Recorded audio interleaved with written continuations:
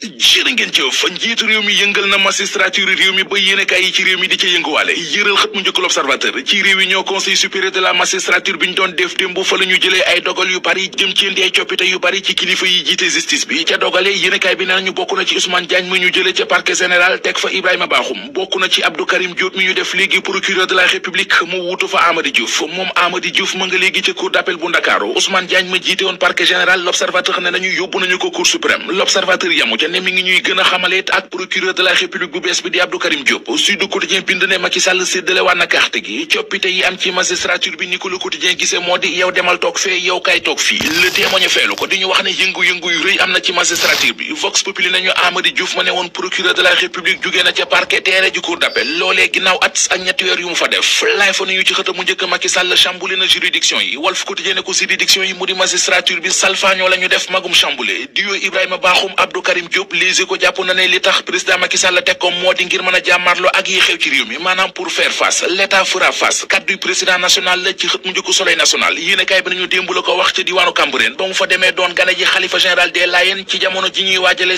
143e édition appel bu Seydina Limamou Laye Al Mahdi source waa nañu mer mu rëy la fa wane démb moom jiitu réew mi Macky Sall dafa mel ne la xewoon keroog ca Mbàkke ak Touba ci manifester ya fa waa Pastef doon def loolee marqué na ko moom président Macky Sall ne ñu ci yéenekaay bi réew mi duñu fi bàyyi kenn muy def lu ko neex te dara du ko ci fekk duñu nangu it yi xew ci yeneen réew yi di xew fii ci réew mi mu ne état bi mënut a def kër gu nekk mu dugg fa di yar nit ñi loolee waree fu way jur yi la ci biti nag lu fa waay def lu deful bu boobaa état bi dana taxaw jëflante koog yow lise ko nañu démb ba mu demee ca Cambérène nit wax na ci li ñu naan islam radical nee na loolee duñu bàyyi muy am ci réew mi l'islam bi réew mi xam muy yàgg fii jig réew mi l'islam boobee danañu def suñu kemtalaay kàttan ba xaddu ca dam la Sénégal nañu dolli na ci ne l'islam bi ci Sénégal tarixa yi ñoo ko ŋànk kilifa diine yi dañu ciy waggar di liggéey l'islam bi lu nekk di ko taxaw fu nekk kon duñu nangu kenn ku leen di manqué respect fa mu ko waxee di ca Cambérène la fay xew tey ak suba di 143e appelu Seydina Limamou Laye Al Mahdi journal Bës Bi Le Jour moom la xëy direct ci news fekk si ko ci di wuyoo moom it laay mi ngi ñuy nettali histoire bu yéeme bu Seydina Maam Limamou Laye Muntazar l'Observateur mel ne ko naan leen du ngeen ma ko dàq moom it xëy na dellu si ak ñun ci njàngale Maam Seydina Limamou Laye nitu yàlla bi joxoñ géej mu randu ñu randu tuuti dem ci journal Le Témoin waxtaane wàllu politique président parti PLD ànd suqali di Omar Sarr moo fa nekk moom ministre mii nag séewalu si journal bi nee nañu solal na robbub avocat majorité bi alliance des forces de progrès di AFP parti Moustapha Niasse bi seeni mbir mi ngi ci xët mu njëkk journal L'Info yéenekaay bi nañu ginnaaw Saint-Louis Kaolack Mbour Guinguinéo waa Kaffrine ñoom it tànn nañu Alioune Sarr investir ko def ko candidat AFP ci élection présidentielle yi 2024 yi ñu jëm délégation départementale bu Kaffrine ñoo doon def keroog dimanche ab assemblée générale ca Nganda fa la ñu xamle ne AFP mënut a ñàkk bokk ci élection présidentielle yi 2024 yi te ñoom ki ñu jàpp ne moo war a doon candidat bu parti AFP ci yooyu la élection Alioune Sarr la waa ji Fall toj na fi